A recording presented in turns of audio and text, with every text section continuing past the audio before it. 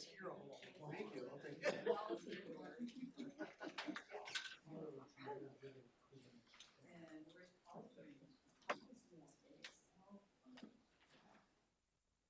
Be better weather there.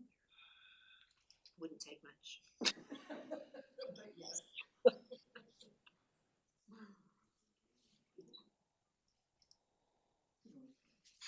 Very nice.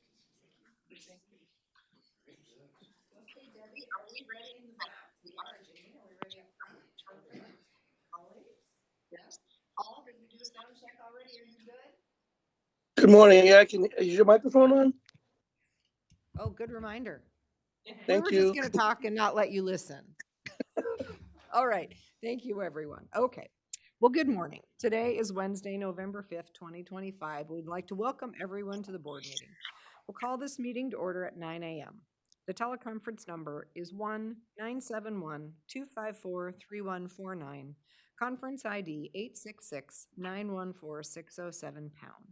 Audio capabilities are listen only and offered on a best effort for the public.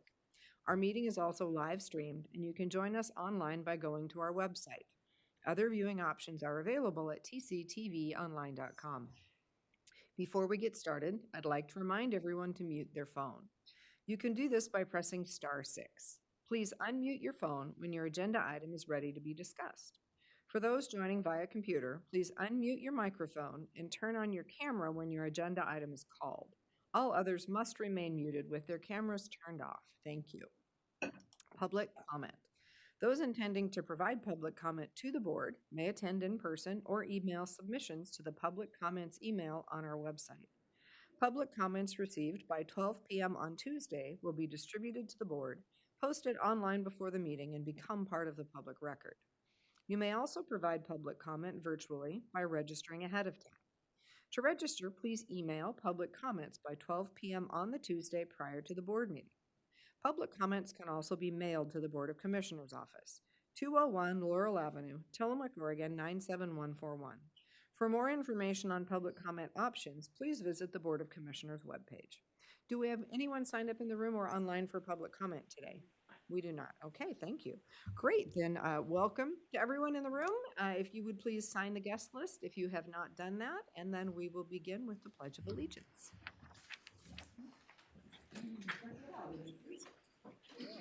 I pledge allegiance to the flag of the United States of America and to the republic for which it stands, one nation, under God, indivisible, with liberty and justice for all. Okay. All right, we do not have public comment and we do not have any non-agenda items today. So we will go ahead and jump in with our presentations and reports. And this is the fun time of the month when we get to do our employee recognitions for November of 2025 for continuous years of service. And we have Kelly Fulton with us today, HR technician. Good morning, Kelly. Good morning. How are you? Good, how are you? Good. Excellent. All right. It is time to recognize the county employees having anniversaries this month and thank them for their continued service. Our county team is made up of many great individuals, and here are the people we celebrate in November. It's another long list. Perfect. This one. Jennifer Simmons in the juvenile department, 31 years. Wow. Christine Arthur in the DA's office, 26 years. Michael Rice, surveyor, 17 years. Marissa Emerson, DA's office, 17 years.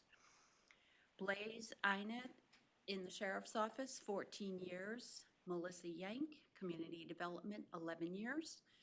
June Eckborg in the library, 11 years.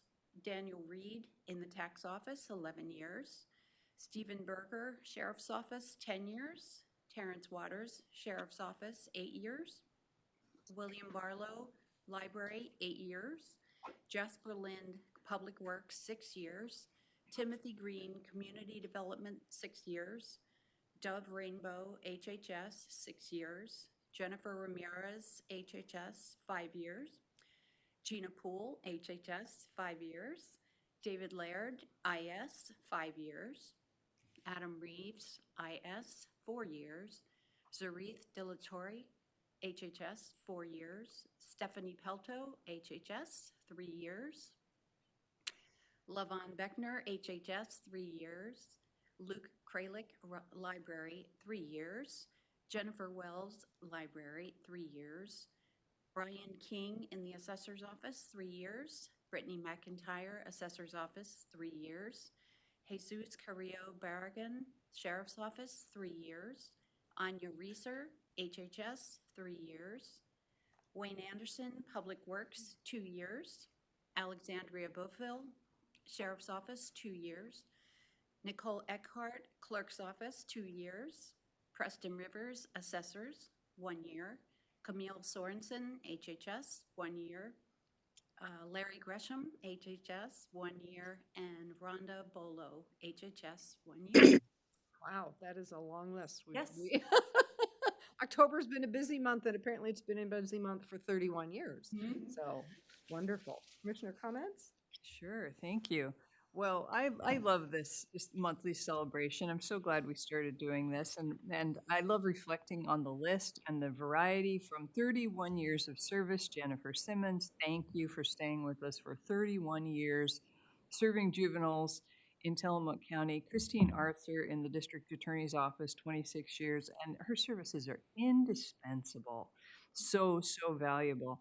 And all the way down, I was thinking of people on the list with fewer years who have already become so essential to our services. And the last name you read, Rhonda Bolo, is a friend of mine, and I talked to her when she got this job a year ago, and she was so thrilled to be here. And so it was really a joyful thing for her, and I was surprised that she's already been here a year, and she's happy in her job. And Camille Sorensen, we hear from every week on the Tuesday morning call, and she does a great job with communications for Health and Human Services. And Jennifer Wells and Luke Kralik are 3 years each, and they're in leadership roles at the library. It's so important. And so just everyone on this list is essential to what we do. And I'm so grateful that they work for us and they do wonderful service for the county and that they've stayed. So congratulations and thank you, everybody. Wonderful. Commissioner Fournier from afar. I can't add anything to that. It's well said, Commissioner Bell. Thank you. And I would agree. I will say, I think what I say every month, which is what the county provides is customer service to those who live in our county. And we can't do that without the fabulous team that works here, and just really appreciate everyone on this list as well as everyone who works here. So thank you very much. Okay. We will move on. We are going to have item 6, which is the Tillamook County Finance Reports with Deborah Jacob, our Chief Deputy Treasurer from the Treasurer's Office. And this is a new feature, if you will, of the Board of Commissioners meetings that's going to happen quarterly, I believe. Is that right? So we will be taking a deeper dive into financials quarterly. Deborah's worked really hard with Rachel and others in the Treasurer's Office to come up with a set of reports that hopefully will really help us as commissioners and the public who are watching today understand the county's financial position, understand where things are going well and where we're challenged, and just keep us all up to date and allow the commissioners to make timely changes if that should be needed. So Deborah, I just really want to appreciate your being with us, appreciate you bringing forward, like I said, a new feature of county governance. So thank you. Yeah, thank you. Thank you for that intro. I think it was basically everything I was going to say. Sorry. I'm just excited. Okay, with that, shall I share my screen for the report? I'm actually not in the meeting yet.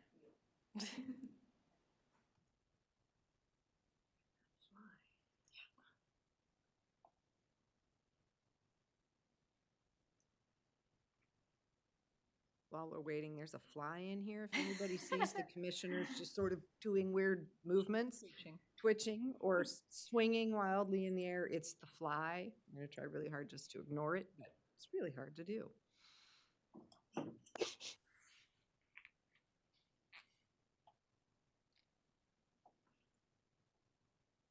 Wait for it. It's loading. I'm so There is sorry about this. Always a bit Alright. of a delay in the room, it seems.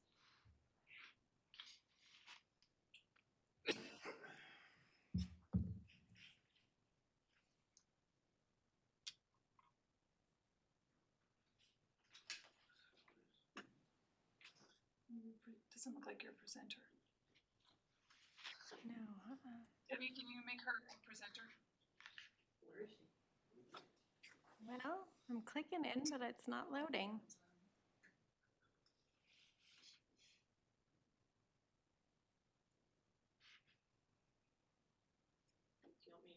So say, Here do we you go. want to send them to Debbie and have her? It's spinning.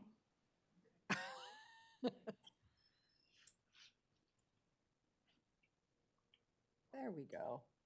Okay.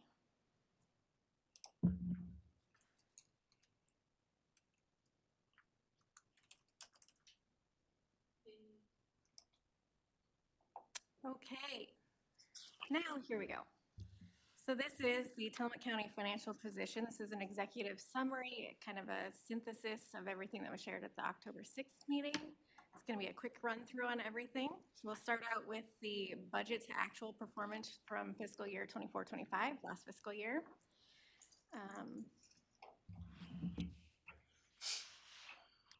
In this, there's a waterfall chart in the packet that has a blue bar graph on the left. This is our budgeted ending fund balance for last fiscal year. In between is what actually happened throughout the year, some big drivers on the change in our actual ending fund balance, and the orange on the right is our actual ending fund balance for last fiscal year. So what happened? Left to right on the chart, we have the negative 500,000 from timber revenue. Was fell under budget at 4 million versus 4.5 million budgeted. We have the green, which is $1.9 million underspend in salaries and benefits due to an average 10% vacancy rate. Moving to the purple, we have a $700,000 general fund materials and services expense offload to our ARPA fund. And then beyond that, in the light blue, is a $1.7 million combined underspend of materials and services and capital outlay. So we budgeted 7.5 million ending, ended up with all those factors at 11.3 million, which is a positive of $100,000 on our ending fund balance over the previous year. But when we consider all of those items that affected that ending fund balance, 2 of them are one-time, or should be considered one-time. The transfer in from revenue stabilization of 1.2 million was budgeted, so it's not in the chart as a difference. However, we're at the end of this fiscal year, we'll be at 1.1 million in that revenue stabilization. So we have to consider that it's not a recurring cash flow. On top of that, the $700,000 transfer of expenses from general fund to ARPA won't be able to be done again. ARPA is going to be done at the end of this fiscal year. So with all of that, if we consider those one-times, general fund actually had a $1.3 million operating loss in last fiscal year. So now we move into, these are our major categories that are included in the general fund. Again, general fund centric throughout this entire report. We're going to move through as if we were looking at a revenue and expense statement. Start with the revenues down to expenses, capital outlay, contingency, and then ending fund balance. So property tax is the county's most stable and predictable general fund source and equates to around 37% of actual average revenue over the last 17 years. Chart 2 in the packet it reflects its stability, showing only 1 year that it did not meet budgeted levels. So as you see that chart in the second chart on the page, there's a pretty stable line growing as it goes across. This is a 3.8% average growth rate per year, which last year's equated to $492,000 more in revenue from the prior year. Okay, that is property tax. Timber revenue. This averages around 23% of the general fund revenue, but comes with multi-million-dollar swings in receipts from year to year. The timber revenue swings can be seen in the blue actual revenue line in chart 1, equating to the budget shortfalls historically seen in chart 2. So if we look at the blue chart, we see the blue line in the top chart. We can see that actual timber revenue has these huge wide swings. In 1920 and 2021, we have that huge peak, and we drop, then we have a small peak, and then we drop again. This is our major challenge with timber. As we look down in chart 2, we can see where those drops. We also have the budget deficits regularly throughout the past 17 years. Okay, on to other revenue. This is a large catch-all category that includes all fees, grants, interest, fines, transfers, and miscellaneous revenue sources. Most revenue lines are consistent year to year, but totals can swing from 1 to 2 million annually due to changes in external funding, such as grants or interest rates and one-time transfers. Fiscal year ending 2021 peak that we see in the chart, there's this blip in 2021, is all tied back to the COVID relief funding that we received in that fiscal year. So if we kind of flatline that more, you can see the consistency throughout those, slightly growing or pretty stable. Then we move to interest, is a derivative of the larger markets and economy and has been at a steep rise since 2021. But in 2024 to 2025, we see that plateauing. So we want to watch those interest rates as we move forward. Okay, on to personnel services. So this is our first category in expenses. It averages 71% of actual expenditures in the general fund.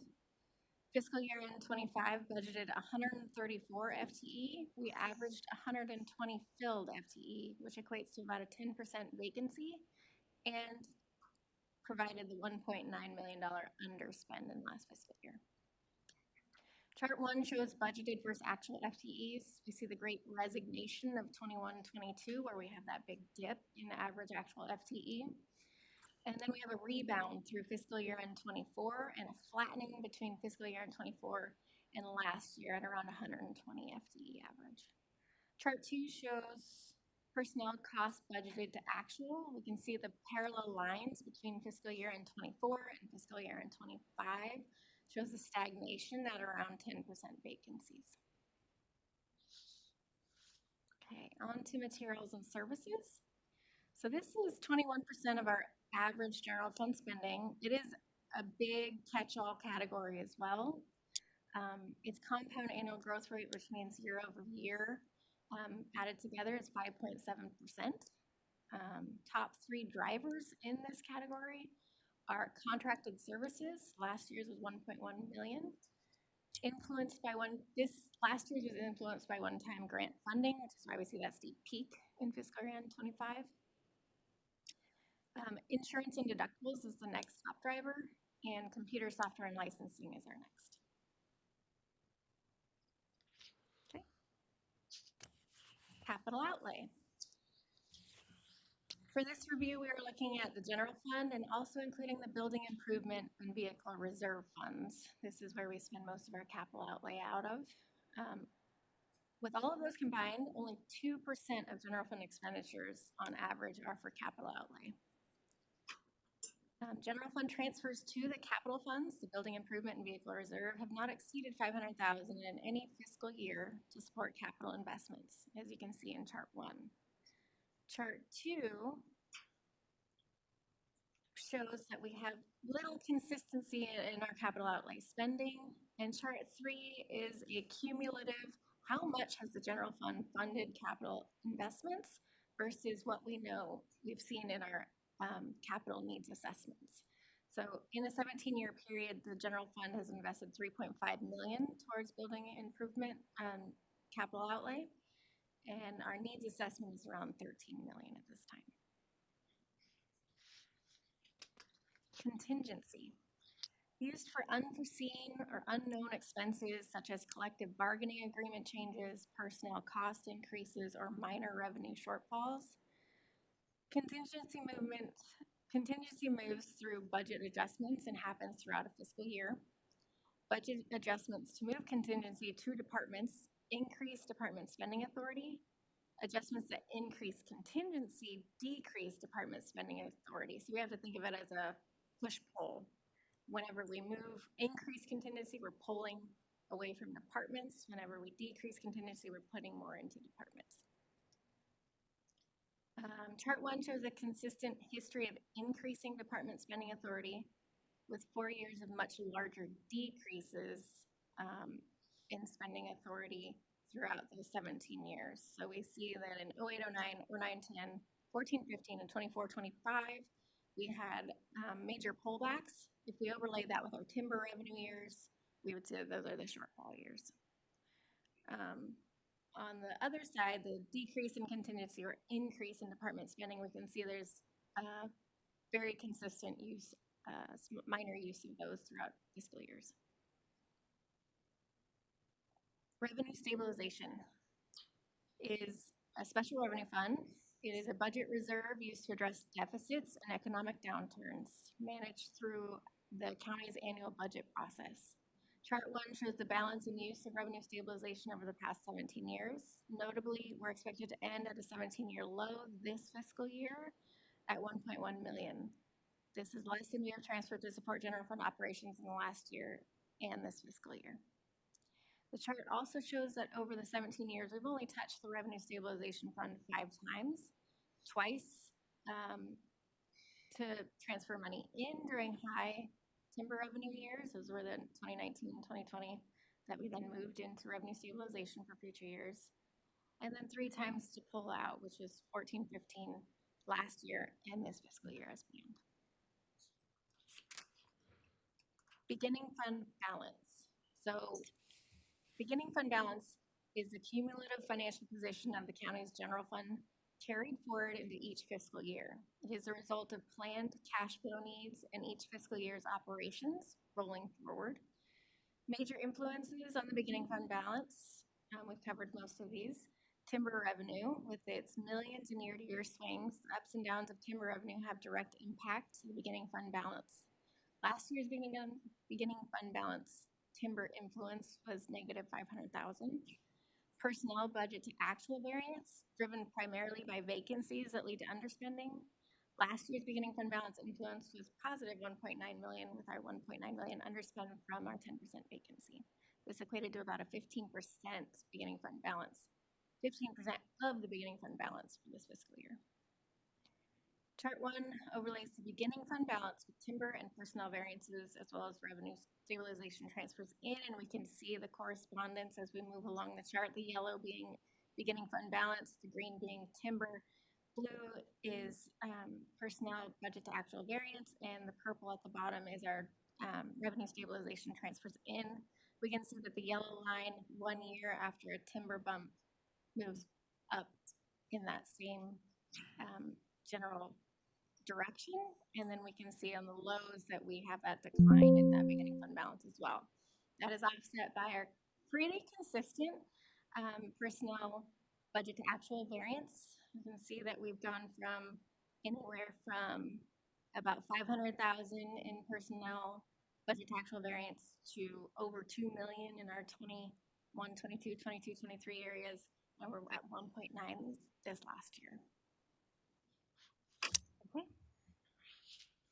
So all of that ties into a quarterly forecast.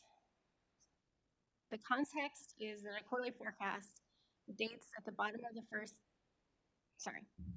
the chart that is very hard to see on this, there are dates at the bottom of the chart that are the first day of the beginning of each quarter.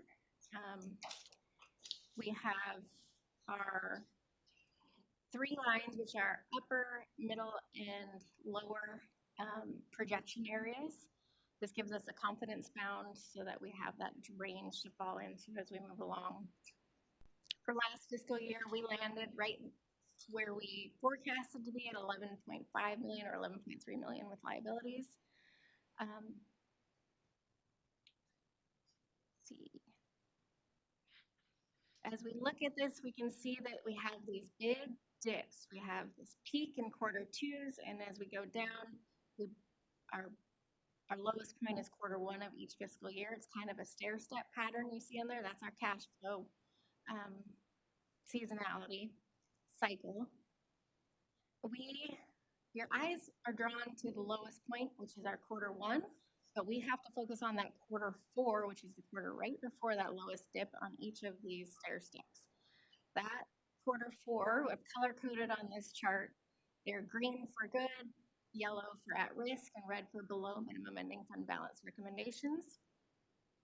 And as we move along, we know that in this fiscal year, we've made the necessary adjustments to stay in the green at our ending fund balance.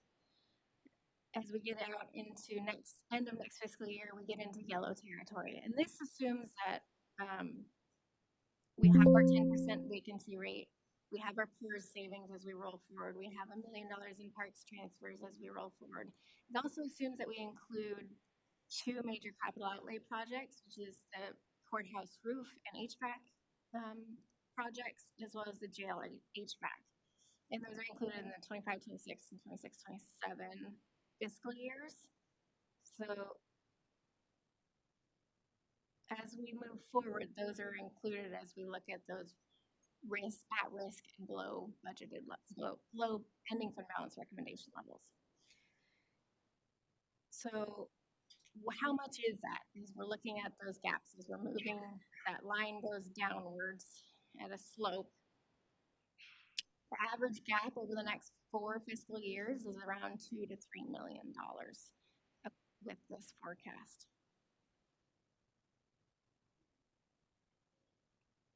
Okay, I think that's all I have. Any questions? Thank you, Deborah. Yes. Commissioners, please. The last thing you said, the average gap over the next 4 fiscal years is around 2 to 3 million. Is that over 4 years or is that annually? Annually. That's what I thought. Yeah. I wish it was over 4 years. Yeah. Right? We would be a lot more comfortable if that were true. Thank you. This is very helpful. I've seen it a couple times now, and each time it just helps me. It becomes that much more clear, and it's really excellent work. It's very helpful. Thank you. Commissioner Fournier, please. Yeah, as well, I've seen this, I think, 3 times now, and every time it gets a little bit more clearer. And I want to thank Deborah and the rest of the treasurer's office for doing this work. I encourage people to go to our agendas and minutes page and download the agenda packet so they can see and take a deeper dive if they want to in this report. I think it's great. I think it's a downward trend, but the things that we are doing to adjust that. I'm looking forward to hearing future financial reports when we start hearing the positive impacts of the things that we're doing to try to get a hold of stuff. And I just want to point out too, and I know we talked about this in the budget meeting, it is incredible that in 17 years we only spent $3.5 million on capital investments, and I think that shows why we're in a position we're in where we're trying to fix that and take care of some deferred maintenance. So we are focused on creating revenue and minimizing waste and being more efficient. So I'm excited. I'm excited to see this kind of work because it gives me a little bit of a map or a book to reference, a plan, if you will. So I'm excited. Thanks again, Deborah. I keep telling you thank you for this stuff, but it's so very helpful for me, and I think for at the leadership meeting, a lot of leaders commented on how fantastic of a tool this is. So keep up the good work. Thanks. Perfect. Thank you. And for me, I think it's fabulous to have it all in one combined picture. I feel like we've talked about different pieces of this over the years as they've come at us, but to have it all combined in one picture and explained in its totality. So timber is a great example of that. We've talked repeatedly about timber isn't going to be as good this year. Timber is going to be better next year, and really struggling with that. But to see how that actually plugs into the complete revenue picture is really helpful. That 23% number, to know that is about, we've always run somewhere between 25, 23, somewhere in that range, right? Probably 20 to 28% of timber, depending on the year. And to know that the other 37% of property taxes that's our solid base, right? And that grows every year thanks to the way the system is currently built. But I think, it's helpful to see that in its totality and for hopefully both leaders and the public to understand why our budgeting seems to be a bit erratic at times, right? Because that timber revenue does make it erratic. And I think the other thing is we've been talking a lot about how over time that will decrease, and we continue to see that coming. We just got some new models out from the Department of Forestry that show that over time that will continue to go down under the new HCP. So they'll be taking those up with the Board of Forestry in November. So there is a hope for a little bump, which we've been talking about bumps for a while in the beginning, and then, the tapering off of that over the next 10, 20, 30, 40 years. So understanding how this all plugs together and the part that plays, I think it's really helpful. The other thing that just always speaks to me is how driven we are by our staffing costs at 71%. So I think we talked about it this morning. The service we provide, we're not a widget maker. We're not selling something. The service we provide is the customer service that our staff provide, whether they are out fixing the roads, whether they are accepting a tax payment or recording a deed, all of that stuff. That's what we do here as a government business, right? So 71%. So when we have things that drive our staffing costs, I mean, just look at Oregon's minimum wage increase over the last, 8 years that they've been stepping it up a little at a time. That's a huge impact to us as our scales move along with that. So that to me, again, it's just highlighting that piece that says materials and services are important, but people are really what drive the significant costs for the county, as well as the good work of the county. Commissioner Fournier pointed out the capital, again, that we have really balanced this budget in the last few years on the back of not doing capital projects, and the need that far outweighs the reserve and far outweighs what's been our average spending. So another key place that, we have to look at, and again, by having this all in one place, it really helps us see how that fits in with the rest of the pieces of the puzzle. I think the other piece that is important is that gap that's 2 to 3 million annually that Commissioner Bell pointed out. That there's been a lot of conversation lately, with all of us saying we're going to have to make some significant changes. We've got to find new revenue in order to forestall us having to reduce any kind of service, right? And that $2 to $3 million gap, and being able to see it on paper as to why the coming years are different than the current years, the revenue stabilization funds that we've been able to transfer, the ARPA that we've been able to use, even the vacancies that we have had that have given us a bit of a cushion in our budget, if you will, and being able to see, again, how those fit together to drive this picture forward is really helpful. So I look forward to doing this each quarter because it gives us the opportunity in real time to see what is happening, what are we actually receiving, what are we not receiving on our revenues, what are we actually spending or not spending in our expenses, in how many we have employed, all of that, so that we as commissioners can hopefully make little adjustments along the way and not have some kind of big knee-jerk reaction to something that we didn't see coming. So again, the tool that this is for us is fantastic. The fact that we have revenue stabilization that gives us time to work with this tool and make intentional decisions, again, instead of knee-jerk reactions. So I think that's all great, and your work's what made it possible. So thank you for that. Commissioner Fournier, please. Yeah, thanks. I just wanted to add this. We don't say this enough, I don't think. We are a customer service organization, basically. And a lot of those customers don't live here, and they're visitors, and that's why the visitor economy is so important to us. And that's why the TLT is so vitally important. It's actually more revenue than the timber revenue, and we have a little more control with visitor with the visitor industry. But I wanted to stress that to people that in the short session when Senator Weber and Rep. Javidi are going to bring forth another TLT bill that will hopefully adjust the allotment of the TLT from restricted and unrestricted. People need to understand that this is the kind of revenue that we also need, because a lot of our expenses and the work that we do in this county is for that industry, and we need a little more access to some of that restricted funds, and that's why this is so important. So we can keep the boat ramps open, that we can keep parking lots or build more parking lots, so we can control some of these the people that are coming and that are going to continue coming. So I just want to put that out there, because there seems to be a disconnect that we just want to put that money in our pockets, but we really need that money to do our work. And I want to keep saying that because it's important, because there will be opposition to that. But for our county, Tillamook County, we're very responsible with that money, but we need more of it to be able to run our business. So I just wanted to throw that out there. Yeah, thank you, Commissioner. It's not highlighted in here what the role of TLT is, because TLT is, I'm going to say, newly finding its way into the general fund for us in a slightly higher level. I think you mentioned in your previous comments, or maybe Deborah, you did, about the transfer from parks where we're able to use transient lodging tax to help run the parks so that we're able to bring revenue from parks into the general fund in a way that supports general county governance, which is a new strategy. So I think it's worth talking about and highlighting that we are looking for ways to take money that already exists and not having to go out to the community for additional dollars to try to balance what we need to have. Please. I appreciate what Commissioner Fournier just said about the perception or the deliberate misinformation about why counties want that to change, because I've heard it and I've read it characterized as, oh, it's just a money grab for the counties, but it isn't a money grab. What it actually is what Paul just described, that we will need that money to fund the sheriff's office, which is heavily burdened by visitors. So, we need the money to provide for the services visitors use when they're here.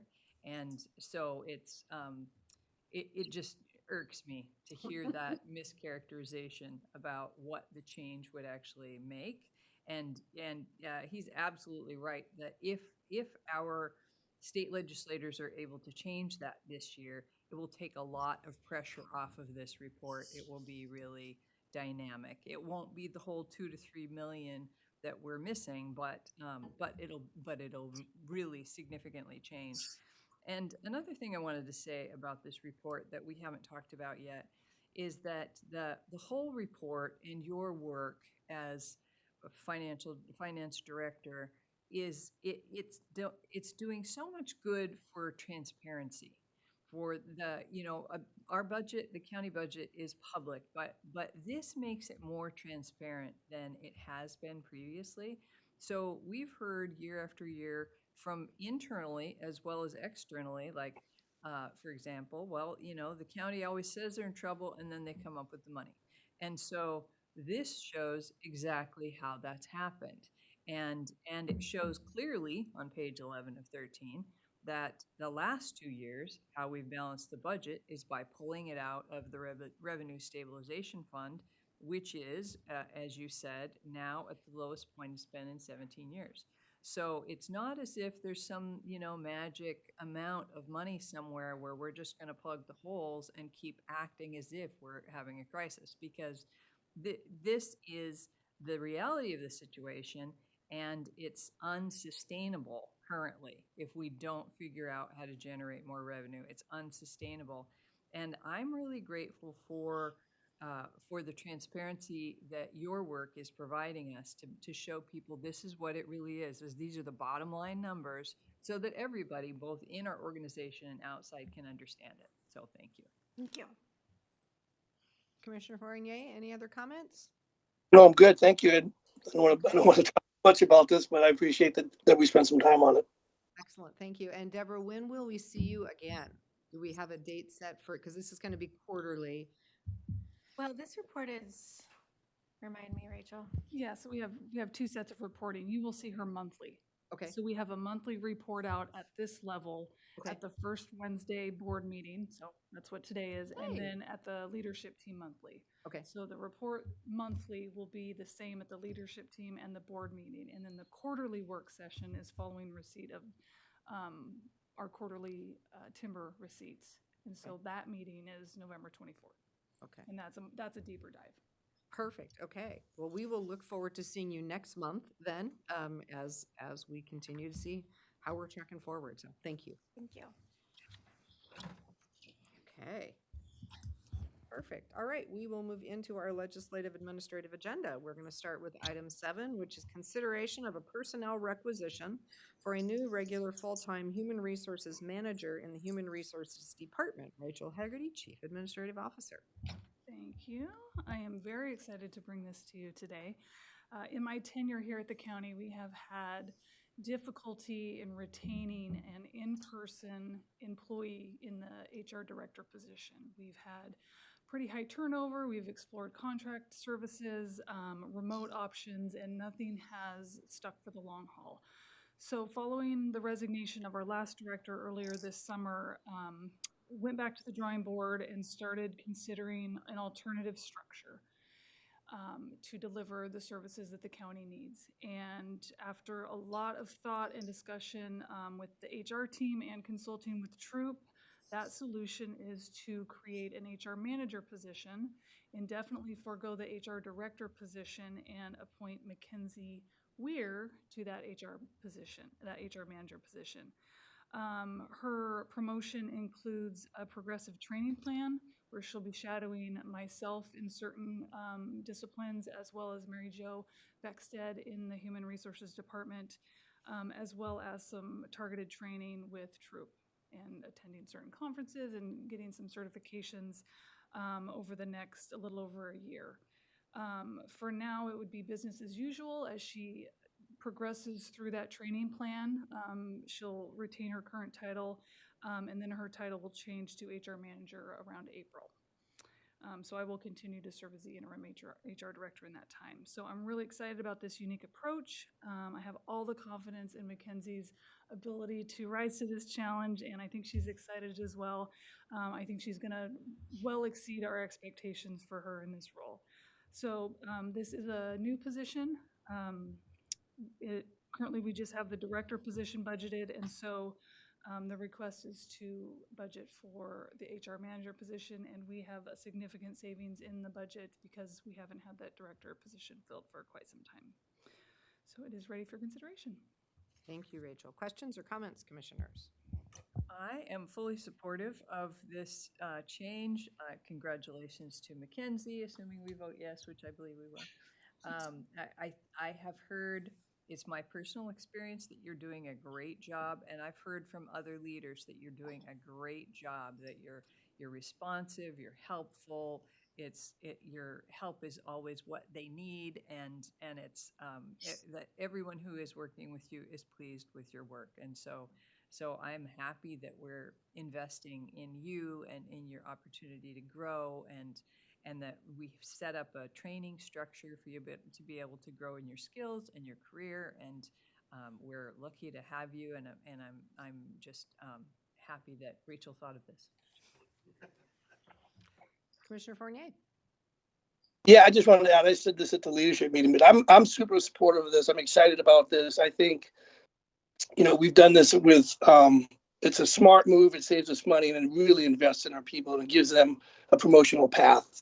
And others can see that as a almost 20 years union guy here, it's always nice to see steps for people to move, and the fact that the county is investing in training.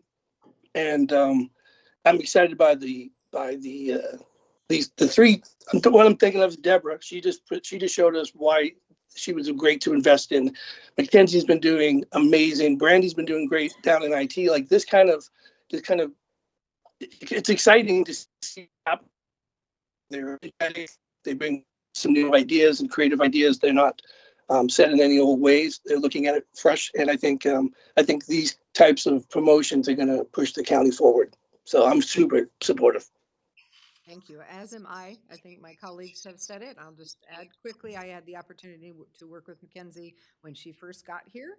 And she just started off absolutely strong and has continued that way, through her whole tenure here. So I'm excited as well, delighted for the opportunity, and agree when we can grow our own from within, that is really a successful strategy, both for the county and I believe for our employees as well. So we want to be the employer of choice. We want to be where people say, I want to go work there. And I hope that one of the things that this does with Mackenzie and Brandy and others that you've mentioned is to show people that there is a pathway at the county to be a long-term employee with opportunities to step forward. And people like Mackenzie who step up to that challenge prove that it's true. So thank you for being willing to do that. I know you have a lot of learning right there just coming at you fast, and you've done a great job, and I know you will continue to do so. I think we are ready for a motion. Madam Chair, I move approval of a personnel requisition for a new regular full-time human resources manager in the Human Resources Department. I will second that. We have a motion and a second. Is there any further discussion? Hearing none, I will call for the vote. All in favor, please signify by saying aye. Aye. Aye. Motion carries. Thank you. Okay, moving on to item 8. Consideration of State of Oregon Criminal Justice Commission Justice Reinvestment Program Grant Agreement number JRP-27-27. Lieutenant Ani Seaholm, Sheriff's Office. Good morning, Lieutenant. Good morning, Commissioners. So this is our Criminal Justice Commission Justice Reinvestment Grant Agreement for your guys' approval. We were awarded a little over or a little under $240,000. Some of that 3% goes back to the state for an evaluation for a research project. 10% of that goes to Tides of Change for victim services. And then the rest of it, which is right under 210,000, stays within community corrections and the jail and the criminal divisions of the sheriff's office for supervision. We have Brighter Futures program, which is a jail program for professional development and skill building, criminal deputy field contact help, education and employment services, transitional subsidy services, and resources. And then I feel like there's something else, but I might be missing it. So we have this grant goes through August of 2027. And so the total amount coming through the county would be $231,120. And like I said, some of that is going to Tides of Change. Perfect, thank you. Are there any questions, Commissioners? I do not have questions. I'm happy to support this. Commissioner Fournier?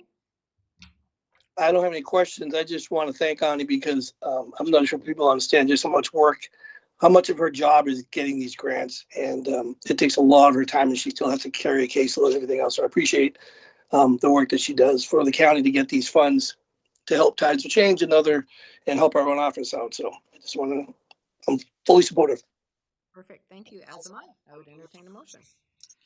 Madam Chair, I move approval of State of Oregon Criminal Justice Commission Justice Reinvestment Program Grant Agreement number JRP-27-27. And I second that. I have a motion and a second. Is there any further discussion? Hearing none, I will call for the vote. All in favor, please signify by saying aye. Aye. Aye. Aye. Motion carries. Thank you. Thank you, Ani. Thank you, Commissioners. Okay, item 9. Consideration of an agreement with Clatsop County Public Health for Overdose Prevention Initiative Program Elements 62 and 162 of the Oregon Health Authority's Intergovernmental Agreement. Marlene Putman, Administrator, Health and Human Services. Good morning, Marlene. Good morning. Yes, we've been participating in this tri-county effort or collaborative for overdose prevention for a couple of years now, if not more. The focus, as mentioned, is on overdose prevention and harm reduction. I think as we're all aware, substance use disorders and drug overdoses are increasing health threats in Oregon and a public health threat in general. So let me see, although it's a slightly old survey, a 2020 National Survey on Drug Use and Health ranks Oregon as number 2 in the country for the rate of substance use disorder, and number 1 in illicit drug use disorders, prescription opioid misuse, and methamphetamine misuse. So the purpose of this effort with the Oregon Health Authority is to reduce the burden of substance use disorder and overdoses through some key categories. There's a bunch of them that the state has listed in this agreement. I'm just going to mention a few, such as increasing access to harm reduction, supplies and support, supporting overdose response and planning, increasing access to treatment for substance use disorders, and supporting non-opioid interventions for pain management. There's others in there too, including some data collection and training and guidelines for appropriate prescribing. So this agreement is between Clatsop, Columbia, and Tillamook County. It's effective September 1 of this year through August 30 of next year. Clatsop receives the full amount of funds from the state of Oregon and disperses those payments to the other counties in the agreement. Tillamook County will receive up to $20,000 under this agreement for compliance with the work plan requirements and submitting the related invoices and stuff for training or events or supplies. So the work plan is attached in your materials. as an exhibit or actually as an attachment A, and it's called the North Coast Work Plan. Again, it's a number of pages, but in summary, it covers some required components and some optional components to meet those goals of overdose prevention and harm reduction.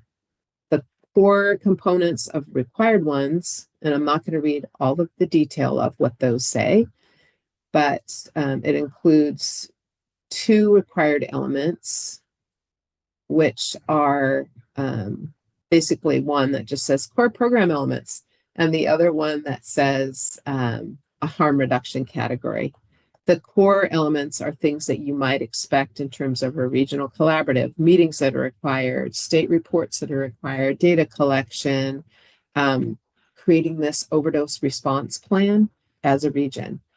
The harm reduction portion of the required components include point of care rapid testing on some of these sites and things like naloxone access, which is supplies, distribution sites, events, and even leveraging resources for supplies. The 2 optional components that we've selected are component 4, public safety partnerships, which is kind of as it says, working with local law enforcement and regional law enforcement and other partners to address issues that arise relating to overdose and harm reduction and community-based linkages to care. So making sure folks who either are self-identified or may have court-ordered types of treatment get access to local care as much as possible, in recognizing that we don't always have options for inpatient care, but looking at those outpatient options. And that's the basic overview of the work plan that's associated with this project. That's my summary for now. Happy to answer any questions. Thank you, Marlene. Questions, commissioners? I do not have questions, but I'm grateful for the work. I fully support the work. I think overdose prevention and harm reduction is essential to the health of our community, and I'm grateful that there's funding available to do it. Thank you. Commissioner Fournier? I will agree with Commissioner Bell. And I'm in agreement. I think I remember, and Marlene, you can correct me if I'm wrong, but this grant may have been the very first step that was taken originally in partnership with Clatsop County around needle exchange and some of those harm reduction strategies. And that was before our Tillamook. It was before the Behavioral Health Resource Network. It was before the deflection grant. It was the initial first step in our community to say we recognize the dangers and we're willing to be out in front saying that the best way to help people is to begin with harm reduction and creating relationship and creating opportunity for them to find a safe space and someone to talk to. And the harm reduction has done that beautifully, and it fits right in and pairs with the rest of the work that has happened since then. As more funding has become available, more of the community has gotten engaged to be where we are now, which we talked about, I think, last week with some of the deflection work, where we actually are getting people walking in for assessments same day. So this really was the tip of the iceberg that's made a huge difference. So am I correct in that? Yes, it was right around 2020, 2021 in that time frame. So obviously more than just 1 or 2 years. Yeah. A few years ago. So yes. All right. Well, thank you. I appreciate it and appreciate all the work that's followed on that. So I think, oh yes, please. Oh, I just thought of some young people in the community that I know, whom I'm not going to break their anonymity, but this is a great example. I know a couple young people in the community, one who were both opiate addicts, very young, teenagers. One of them overdosed and died, and the other one went to treatment eventually, got clean, has stayed clean, and gone to school, gone to college, is now working as in the healthcare field and continuing in college, has just recently gotten married and is thriving and serving their community. And so that's a great real life in our community example of, people get addicted to drugs and they either they get help so that they can get out of it, or they die. That's just the truth. So you know, whatever investment we can make in giving people that hand up so that they can be on the positive side, it pays off tenfold. It pays off tremendously, not just for them, but for our whole community. Thank you. Okay, I think we are ready for a motion. Madam Chair, I move approval of an agreement with Clatsop County Public Health for Overdose Prevention Initiative Program Elements 62 and 162 of the Oregon Health Authority's intergovernmental agreement. I second that. We have a motion and a second. Is there any further discussion? Hearing none, I will call for the vote. All in favor, please signify by saying aye. Aye. Aye. Aye. Motion carries. Okay, item number 10, consideration of order in the matter of modifying fees for the environmental health services at the Tillamook County Health and Human Services Department. And I see that we have Marlene with us, and Jamie Craig, Environmental Health Program Manager, has joined her as well. Good morning, Jamie. Good morning, Commissioners. So I'm here to present the annual fee increase for environmental health fees for food, pool, and lodging. And we are requesting a 4% increase due to various factors. We've gone over this a little bit, but state remittance that increases that we are required to pay the state, and they have increased that to about 16%. Which is about $2,000 more an increase from previous years. Increase in costs of employee costs and pay increases and COLA, materials, supplies, and other costs, funding reductions from state and federal sources. And the increase also allows us to continue to provide significant reductions for benevolent organizations that we support or that are licensed to be able to feed the community. The proposed effective date is January 1st, 2026. And we have gotten permission from the state through statute to be able to do an increase this year. And we are asking for permission from the Board of County Commissioners to approve it. Thank you. Appreciate that. Questions or comments, Commissioners? Sure, I'll start. I don't support this, and I'll talk about my reasons. We did talk about it last week in the board briefing. We're after last year, the environmental health fees increased dramatically, and so I feel like 4% is too much this year after last year's dramatic increases. And I think it's outrageous that the state is increasing the fees that they're requiring environmental health to pay. I think that's part of the problem. But additionally, you know, this isn't Jamie's fault. I take the commissioners have responsibility for the fact that I had hoped that we would have done the work to do a rate study, a rate increase study, so that we could come to all of our departments, not just environmental health, but all of our departments that charge fee increases, and say, this is the formula we would like you all to use.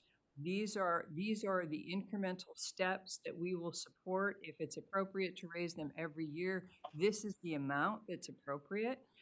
You know, we haven't done the work to direct departments to say, this is how we believe this should be done. This is how we'd like to see this done. So Jamie did her best, and I respect that. And I feel like it's burdensome to businesses, and I don't know that I philosophically agree that the services that are provided should be entirely paid by the businesses that receive them. You know, there are some things that government support at some level. So that obviously it's our work to balance, well, then how do we pay? Because, you know, we just had that terrific financial report saying we don't have any extra money. But these are things that are ours to weigh and not Jamie's. So I'm not denigrating Jamie's work. I'm saying that I'm not comfortable with our process. Thank you. Commissioner Fournier. I actually agree with Commissioner Bell in her comments, but I probably am going to vote to approve this. I believe that I'm not sure 4% is the right number either. I think we're up against the deadline. I think there's a lot of good work put into by Jamie justifying the increase. I'm not happy about it, but it is what we've asked him to do. Without a doubt, we have got to prioritize rate study, rate and fee study for all departments. We need to prioritize that in 2026 so that we're not sitting here doing this every year. The county, for the past few decades, has failed to keep up with this. So we are making these big adjustments, and they're painful.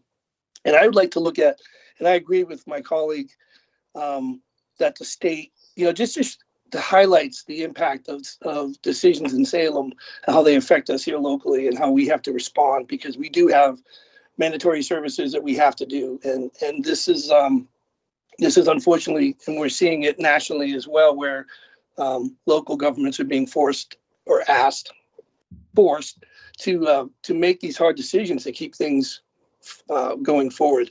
I think there's some interesting ways for us to maybe use TLT in the future, if we do get some changes there to help with programs or for smaller businesses that maybe need a little help getting those initial licenses going. So I have talked to Jamie about this a little bit. To me, this is all part of the bigger plan. This is not the solution. This is not perfect. I would like to see our environmental health work for businesses a little bit more, maybe, and understand the role of environmental health in the whole health of the financial health of the county in general. So like I said, I'm not in favor of the 4%, but I am gonna vote to approve this for now. I also feel like we need to get the rate study done, and if that shows that this jump was too high, then next year we don't raise it or we drop it. And I think we can be a little more flexible with that. But I think for now, with the time frame we have, I'm going to go ahead and move to approve this. Thank you. I appreciate the conversation that my colleagues have generated. I think it's the right conversation, that we do have work to do, and we've been working diligently forward all of our financial pieces. That's part of having Deborah in her role to help us do that work, Rachel in her role to help us do that work. We just can't pedal fast enough to get it all done in the timeline we would like. So I do agree that rate case statements are in our future, and I look forward to those. I look forward to us having an easy process for our program leaders so they know what to do, what to bring forward to us, and can have some certainty in what our expectations are from them. And I really do appreciate Jamie's work. Last year, she did a bunch of work to restructure many of our environmental health fees so that when we looked at our neighboring communities, we were not completely out of whack, and making sure that where we could, we were doing cost recovery. We still are not at cost recovery by any means for this department. We're still below that and subsidizing it from other funds. And I think it's a great conversation. I think that both of my colleagues brought up about, is cost recovery even where we want to go? And I think that's part of that rate case conversation that lets us know whether or not that is. And if not, to Commissioner Bell's point, where else are we paying for it? And that is our work to do. And in the meantime, we've got to keep the county wheels turning. And Jamie has done her work to look at what was being done across the state, what other counties were doing with where their rates are, what their increases are, and has presented 4% as a reasonable approach. I agree. If we, in the next year discover that, gosh, what other counties were doing didn't make sense for us and we need to adjust, we have the future opportunity to do that. So I agree. I think this is, we're moving as fast as we can. And in this case, it feels like perhaps it's not fast enough, but we do have to keep the county turning. So with that, I would entertain a motion if there is one. Madam Chair, I move approval of modifying fees for the environmental health services at the Salem County Health and Human Services Department. Thank you. I will second. We have a motion and a second. Is there any further discussion? Hearing none, I will call for the vote. All in favor, please signify by saying aye. Aye. Aye. Opposed? Nay? Nay. Motion carries. Okay. Thank you. Thank you, Jamie. Thank you for your time. Okay, moving on to item 11, consideration of an agreement with King Willie Camping for a camp spot integrated booking platform. We have Dan Kais, Parks Department Director, with us, and it looks like we may have two of these that are fairly similar. So I don't know if you guys want to talk about them together, but we will vote on them separately. Good morning. Good morning. Morning, Commissioners. It's great to be here. Thank you very much. And I was going to ask you if I could talk about both these at the same time, so I appreciate that. Um, we're really excited about this. We've been working this a long time. A lot of folks have been involved with the county to make sure that this was the right move. And so I'd like to start by just giving a little bit of background. Got to move up a little bit. Before my arrival in May of 2024, Tillamook County Parks was and is still using campground reservation software system by the name of Kamava. And this is done on a month-to-month basis. While the current reservation system works, staff have identified a number of drawbacks over the following years that are consequential enough for staff to want to start to research alternative reservation systems. So items of concern include the following, and this is a short list. Staff are unable to count on the program's basic functionality and often have to reach out for assistance. The program lacks the ability to provide regular and consistent electronic confirmations. Kamava is unable to provide automatic refunds. The program offers inadequate reporting information. Kamava's customer service is highly unreliable and communication is poor at best. The program is not user-friendly and doesn't work well with either cell phones or MacBooks. Kamava has never provided staff with user materials or training in all the years that we've had this system. Park staff have been researching a variety of reservation platforms for the last 8 to 10 months. This includes working with the Kamava team to improve platform attributes such as auto refunds and demographic reporting, all to no avail. Park staff have also reached out to and have conducted interviews and scheduled software demos for the following programs: MySide, Sportsman's, and one called Kazan. After all was said and done, it was apparent to park staff that CampSpot had all the attributes we were looking for to help make park operations as friendly and efficient as possible. To help ensure CampSpot was the right choice, select park staff also scheduled and conducted site visits of local camping outfitters, such as Trask RV Campground and Kelly's Marina in Wheeler, who already use this system, and they use it successfully. Park staff have also made sure to have included staff from both the Treasurer's Office and IAS during key meetings to help ensure compatibility across the spectrum and to identify potential risks in advance. The key positive attributes of CampSpot include automated reporting, lower operating costs, 24/7 service, operating manuals and training, or essentially everything that Kamava does not. At this point, what I'd like to do is turn it over to my colleague, Linda Machuda. She's going to talk about the financial component of these two systems. Basically, the comparison between Kamava and the new system, the difference in that we will save is strictly the fact that Kamava charges us almost $800 a month, which totals $9,583 a year, and we will not have that fee anymore. All the other fee considerations are the credit card fees, which are going to be comparable. So there's no change there that I can see that's significant. Our annual passes, Kamava has finally figured out how to offer annual passes. CampSpot will not be able to handle them the way they are, so we will have a smaller platform that provides what we need for the annual passes. And basically that's a credit card fee also, and a nominal $10 a month fee to support that. So we're going to save every year approximately $11,000 by changing over to CampSpot. We will have professional reports instead of canned pivot tables that we work with that are not reliable. And it will make Dan's job much easier because he's going to have things that let him make decisions based on good numbers, not ones we think might be right. Because every report we run in Kamava gives us different totals. we're really looking forward to it, and we think this will be a huge step forward for the Parks Department to be able to offer this to our customers. Thank you. Thank you, Linda.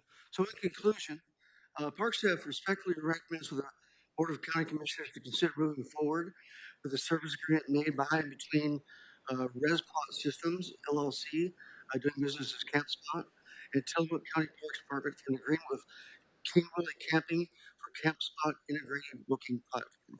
And I'll go on to say before I'm done that the only part about here that gave me just pause was the King Willie component of this. Not that it's a strange name, right? But CampSpot didn't really cover this when we had the many meetings that we did. And as we read through the agreement, we saw it.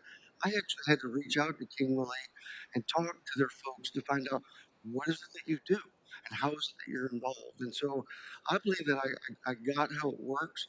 It really is a way to make CampSpot a lot smoother. And essentially, we're not paying for any service out of that, but because that is what CampSpot will do. But if CampSpot was ever to go out of business, we would then be obligated to King Willie's fees, except that if CampSpot goes out of business, we're going to terminate the contract because they're not offering what we want anymore. So that's not really a consideration, but the fact that they kind of glossed over that didn't impress me. But so far, that's the only item that happened with. So with that, we'll happy to address any questions you might have. Thank you. Questions or comments, commissioners? I'd be happy to start. Well, I laughed when you said your only hesitation was with King Willie because I didn't have a hesitation with King Willie, but the name just cracked me up. And I thought that should be a barbecue stand. That I don't know how that goes with camping. So I'm super excited for you because I, having been the interim director for 7 months, I agree completely that Kamava is difficult to work with. It's not intuitive. There are multiple ways that it's problematic. The customer service wasn't great. We didn't, there were significant problems, and then we couldn't get help with them in a timely way. And there was the feeling that we were a burden to them for asking for help, and it was just it made your jobs so difficult. So I am very happy for you that you found a solution that you have confidence in, and I while I was there, I went through, Dan, when you were talking about the list of other services that you tried. I went through one. I interviewed one. We got some trainings. We did a deep dive with them. We thought we were moving forward, and then at the end of all that work that I think Linda was involved in, they told us, oh no, actually, you guys are too big. We can't handle it. Yeah. So then we were back at the drawing board. So I really just appreciate all the work that you went through to test out different systems and find the one that's a good fit. That's not only that, but less expensive. That's exciting. And my only question for you that's not significant to these votes today, but I'd like you to just, kick around is, do you think, have you considered charging customers for the bank fee? Some departments are doing that. Some places are doing that, saying, here, this is our fee, and we're tacking on the 3% that the bank is going to charge us. And CampSpot actually suggested that we could do that we could recover the basic processing fee that way. And that would have to be a decision that Dan and I talk about, and Brandy and everything. The way CampSpot is going to get their money is that all website reservations, these are not the ones at the window or on the phone, but they are going to collect our reservation money and then add a 6% transaction fee to the top, which is going to increase those. Okay. So we still are going to be responsible for all of the credit card fee, transaction fees, whether it's the website or the window manual credit cards. And kind of hesitant to add a transaction fee on top of the 6%. Gotcha. Unless we do it at this point,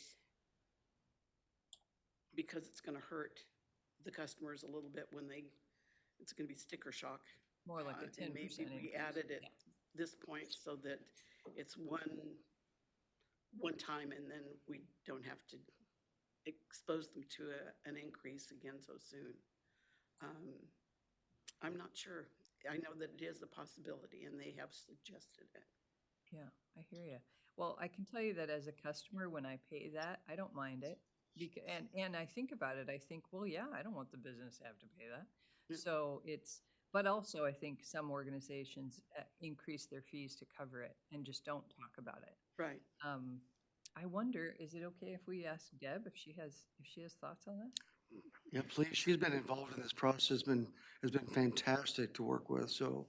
Well, and she has several times had to rescue us because we couldn't get a response Right. from Kamava, from the principals there, and would tell her, I'm struggling, I can't get that information, and she said, I will contact them, and she has interceded for us to get information because they've been so reluctant. So she's an awesome. Yeah, if you would just come up, Deb, to the microphone if you're going to make some comments, that would be fantastic. So I would always be a proponent of putting banking fees onto a consumer. However, with this 6% increase, I don't know what that looks like for your demographic of consumers. So I would be partial to your judgment on that as well. I think with the software savings between Kamava and CampSpot, we will be seeing significant savings still without the bank processing fees, but it would be a nice plus if it's manageable with your operations. And it looks like the base transaction fee, the amounts that they gave me are less than what the averages have been with Kamava. So it looks like there is a little bit of a savings there, so it might be something we could look at. It's not as big. If we were trying to absorb what we were running into with Kamava, it would be a higher amount. But I think on this, it's a little bit lower and we could probably do it. And it might be better to do it now and get it over with while we're making the change. Thank you, Deborah. Thanks, Yeah. Deb. Any other questions? I wondered if Dan had thoughts about that. So, you know what, one of the things that we were going to follow up on this, because this is kind of a major deal, and to get actually through this transition, if you approve it today, will take anywhere from 6 to 8 weeks. So we really want to get this platform up and going by January 1, if at all possible. And in the meantime, we've got several other projects in the way with, like, looking at fees again. We've got some significant utility increases that we're facing now, and some, some deferred maintenance on capital. And again, we're trying to work with you to balance the budget and how we're using TLT and how all that's working. So what I'd like to do is have an opportunity to start to pull numbers together and then see where it kind of all lands before we make that decision. Is that acceptable? Oh, totally. Yeah, I know I just brought this up out of the blue. I think that's a good solution. And it occurred to me that it also falls in the rate case study conversation we just had. Like, Yes. do we want to increase rates to adjust for credit card fees? Because I would guess that very few camping reservations are paid with cash anymore. I would guess that most of them are paid by credit card. So, we just need to factor it into how we do business in the future. And as far as timing goes, if we're going to change fees, we always like, last year we were a little bit late. We'd like to get it done if we're going to do it and get approvals by December so that we get any new fee increase would be January 1, when that's the big push for summer, since we're 6 months out. So, but we're working hard really a lot on this in the next few weeks, and hopefully by the beginning of December we'll have a good idea about what this is all about and what we need to do. I believe that our cash, which would be cash and checks, that our deposits only make up about 17% of our revenue. The rest of it is the website and the manual, we call them manual credit cards, the ones that we run manually at the window. So yeah, cash is a very small portion of it now. Thank you. Well, thank you both. Thanks for your work. This is exciting. Commissioner Fournier, questions, comments? Yeah, I just wanted to make a couple of comments. One, I appreciate the work that you guys did, the researches. I think anytime we can improve, well, one, efficiency, two, save a little bit of money, which is great, but also improve the customer's experience. I know that the last system, you guys were having trouble when you had to make refunds for people. And I can tell you that, the way that we treat people when they have to cancel is a way that we're going to get them to come back. People forget about that. So I think that that's great that we're going to be improving that. I would also I just want to say this, having Deborah come up, that was great. That's why we have a financial director. I want someone to say that and put that input in there. And I love that we have someone who's being thoughtful about and talking about, yeah, we should get it, but can the demographics of the customers support it? Because we don't want to, we want heads in beds. We want those campgrounds full. We want people to have a good experience. We want them to be able to afford it. So I'm glad that I think it is part of the rate study of how you guys do that. So I'm glad you guys are talking and thinking about it. So I'm super supportive of this upgrade.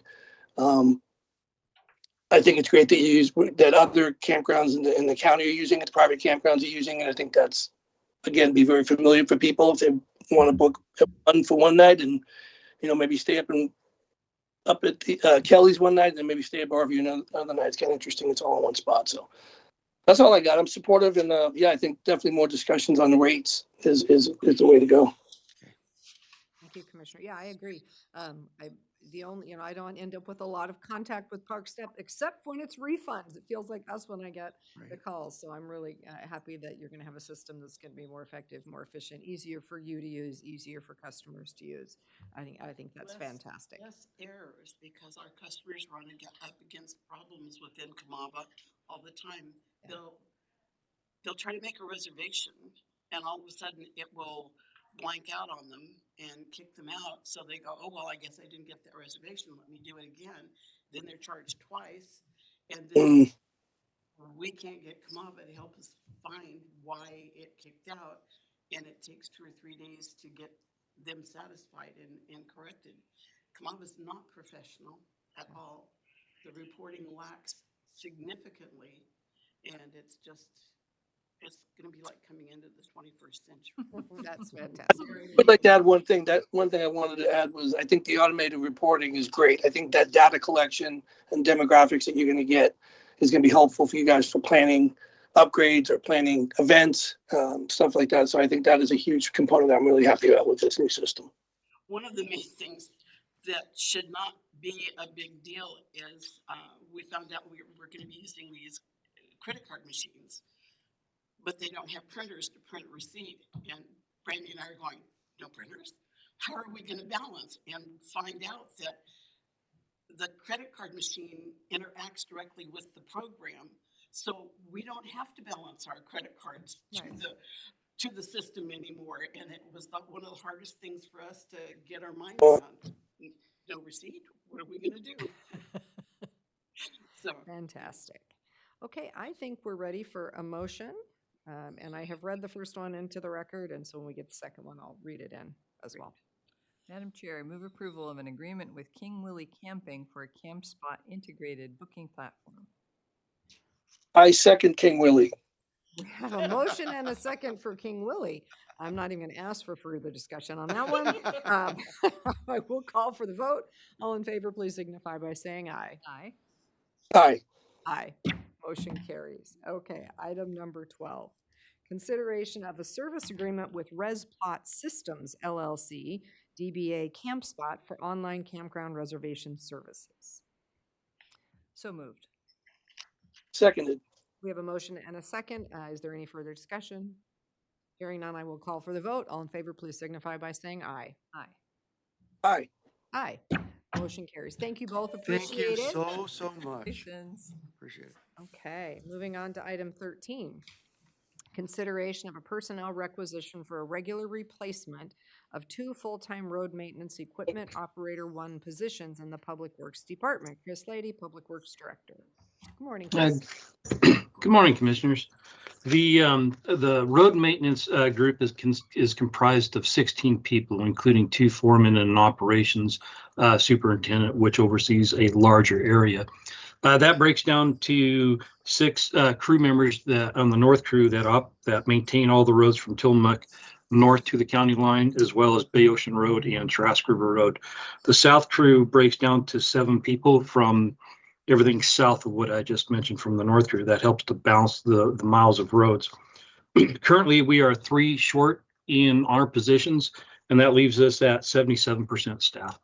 So in the budget under the budget items 16001, account number 5500, we were budgeted for skilled service and maintenance employees upwards to allow for this fulfill, as I just previously described, with a grand total of 16. The skilled service maintenance account number 5500 were the dollars amount associated with the 13 people that were assigned to this.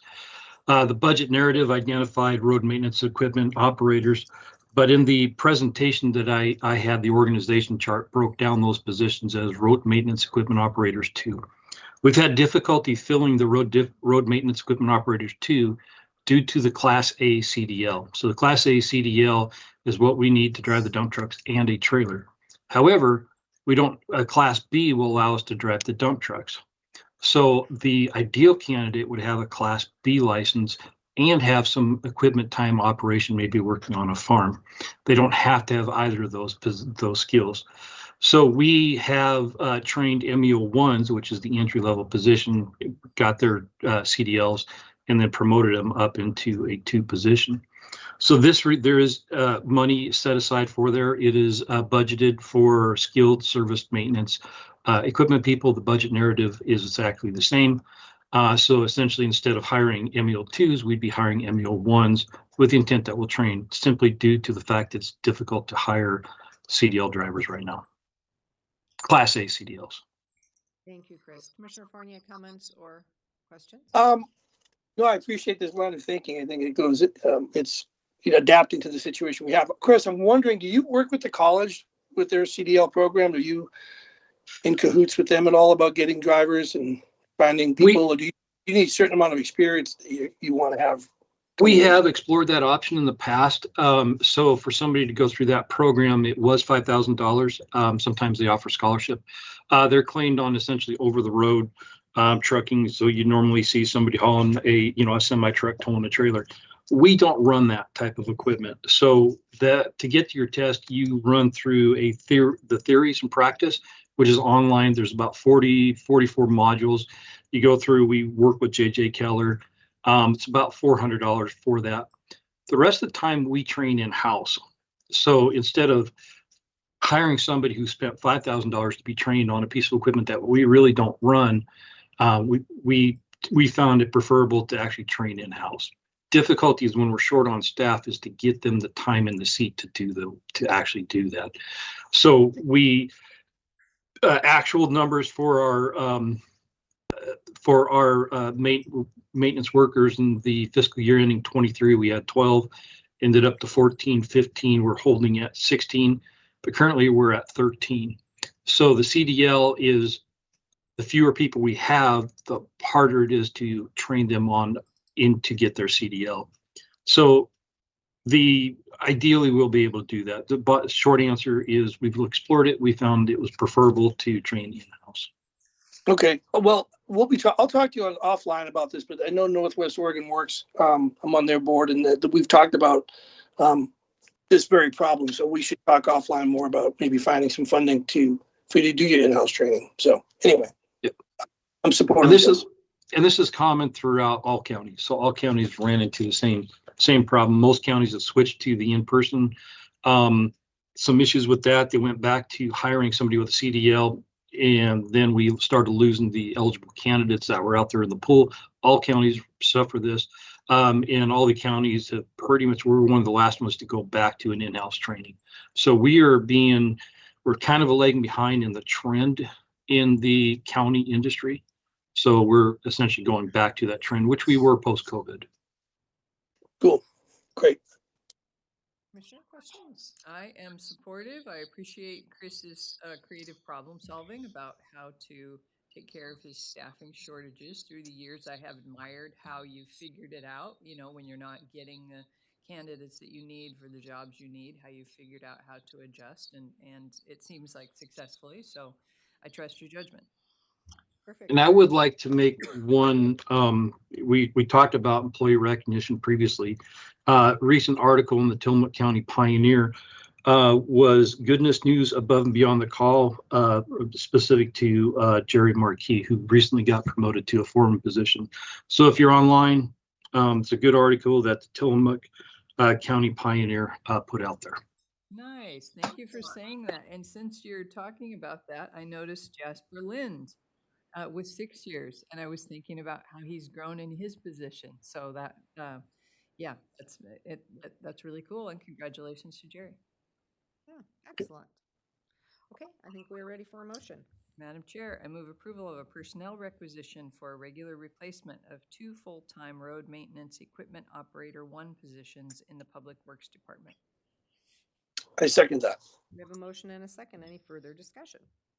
I want to mention one thing just to remind the public that this money is not coming out of general fund, these positions, and they're already budgeted. Perfect, thank you. So with a motion and a second, having finished our further discussion, I will call for the vote. All in favor, please signify by saying aye. Aye. Aye. Aye. Motion carries. Thank you. Okay, moving on to consideration of a contract for general services with Northwest Control Company, Inc. for facilities mechanical services. Kevin Jolly, Facility Supervisor.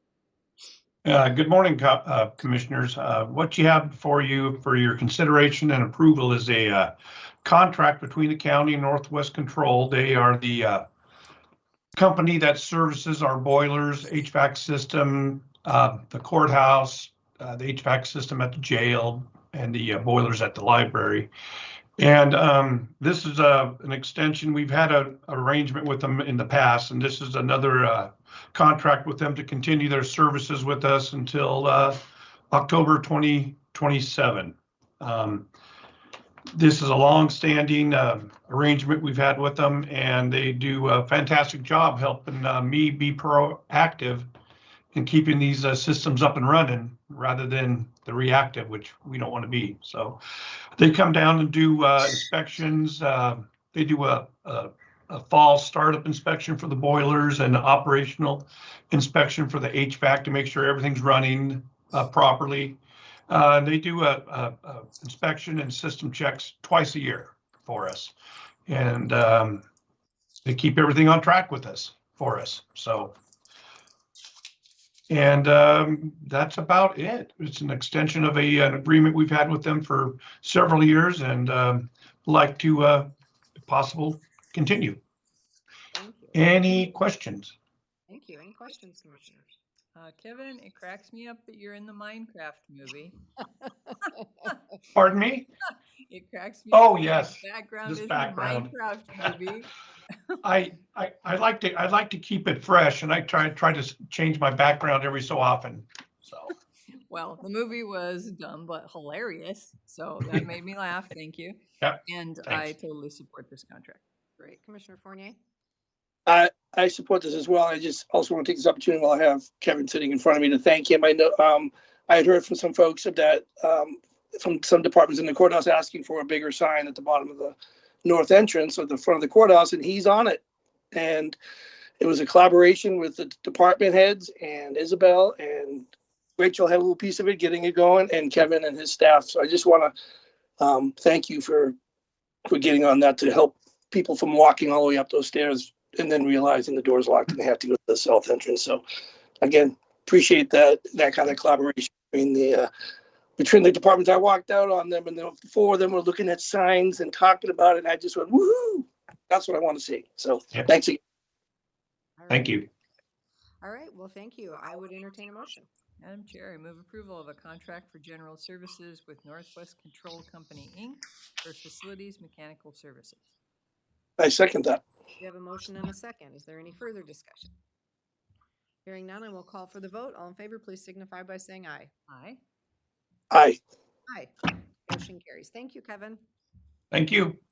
Okay, item 15, consideration of a memorandum of lease agreement with Cello Partnership doing business as Verizon Wireless for approximately 100 square feet of ground space located at 13990 Wilson River Highway, Tillamook. Isabel Gilda, Administrative Assistant. Good morning, Commissioners. As you know, Verizon Wireless has been working along Highway 6 to install 2 cell phone towers to address the coverage gaps along the highway. And last year, they reached out to the county about 2 properties that was county owned along the Wilson River Highway, Mink Creek and Fall Creek. In March of last year, we entered into lease agreements for both properties. In October of the same year, Wendy, our GIS analyst, alerted us that one of the legal descriptions for Mink Creek was incorrect. So in October, the original lease agreement was amended to update it with the corrected lease agreement. With the lease agreements comes an additional document. It's a memorandum of lease agreement. It's kind of like a cover document for the lease. And the memorandum of lease agreement was also signed, amended back in October, and was sent back to Verizon for their original signatures because the document has to be recorded. So we have to have original signatures. So it sent back last October, and we waited and we waited and we nudged and we reached out to them a number of times through the title company and Verizon. And apparently due to some staffing changes at Verizon at the higher level, the document was nowhere to be found. And so finally, a couple of weeks ago, they concluded and they let us know that they had misplaced the original document. And so we talked to Mr. Sargent, legal counsel, and he recommended we bring the that memorandum of lease before you again from October. So there's no changes in the lease terms. This is just a duplicate document because we have to have the original signatures. And this time we'll be recording it. They have sent us a check, and I'll go to the clerk's office, and that's the whole story of this lease agreement. So there are no changes to the original lease that was signed back in March of 2024. And with that, if you have any questions, it's ready for your consideration. Thank you, Isabel. Questions, Commissioner? I do not. No, I'm happy to re-sign. Commissioner Fournier, questions? Questions, I do keep getting asked when they're gonna do it, when they're gonna build, when they're gonna build. So I guess it's a good sign that they're willing to re-sign the paperwork. So I'm supportive. This was the first step in the project, so Yeah. this will conclude and close the loop on that agreement. Perfect, thank you. We are, I think I'm ready for a motion. Madam Chair, I move approval of a memorandum of lease agreement with Cello Partnership doing business as Verizon Wireless for approximately 100 square feet of ground space located at 13990 Wilson River Highway in Tillamook. Second. We have a motion and a second. Is there any further discussion? Hearing none, I will call for the vote. All in favor, please signify by saying aye. Aye. Aye. Aye. Motion carries. Thank you. Thank you. Okay, thank you, Isabel. That moves us on to board concerns. Commissioners, any board concerns today? I would like to mention that we're going to start a food drive here in the courthouse. And today, Oregon Food Bank Tillamook will be delivering 3 food donation barrels to the courthouse at 2 o'clock. And we'll have one on each floor. And we're going to encourage our employees and our visitors, people just coming to the courthouse, to contribute as they will. I'm dreaming up how to start a friendly competition, you know, maybe between floors, because people like competitions. And so I sent Kevin an email this morning and asked him, would you be able to weigh those barrels? Like, could that kind of a competition might work. And so we've been talking about this, and we'll keep talking about it, that people in our community who receive SNAP benefits, supplemental nutrition assistance benefits, are not receiving them now.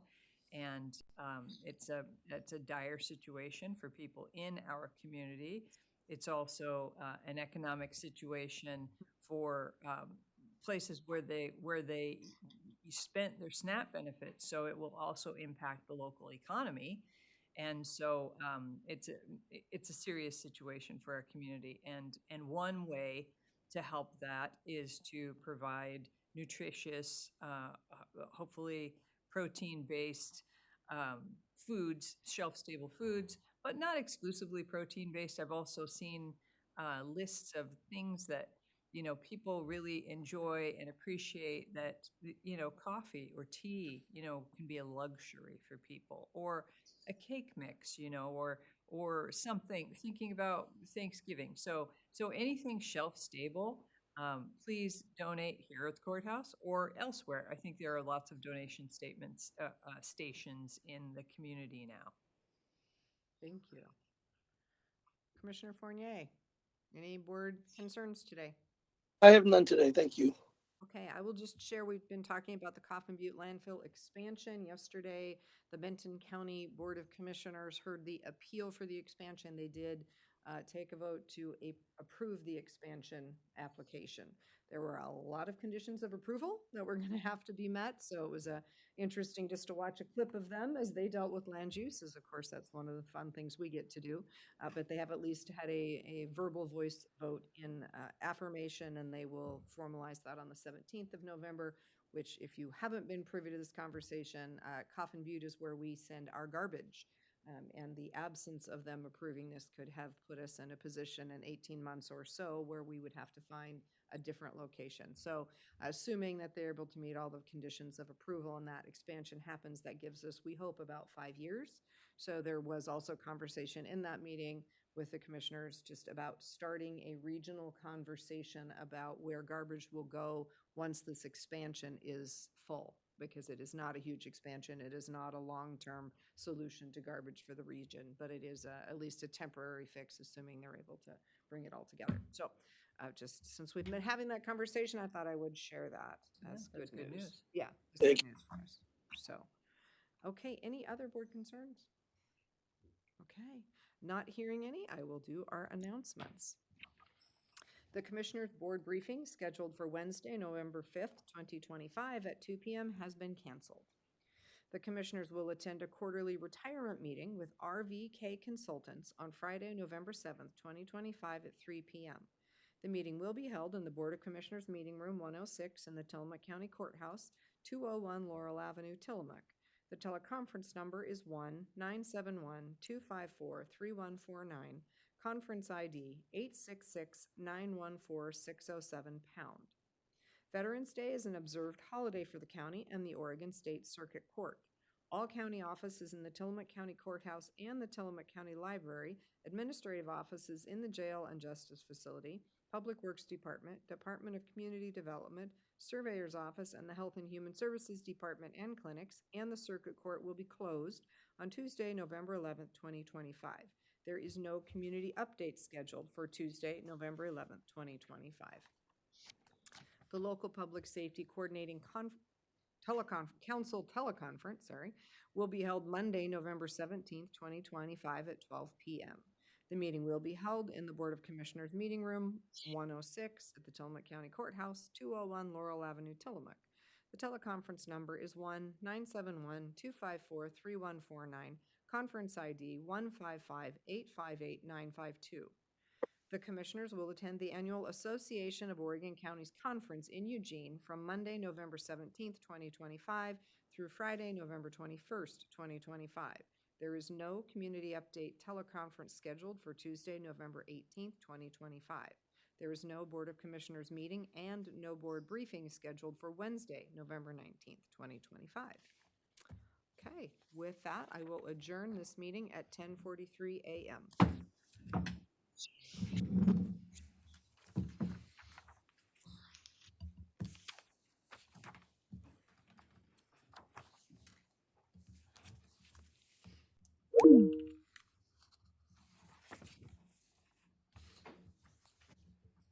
Thought about going up with the gavel, but I thought that would probably be a bad choice. Be funny though. I know, right?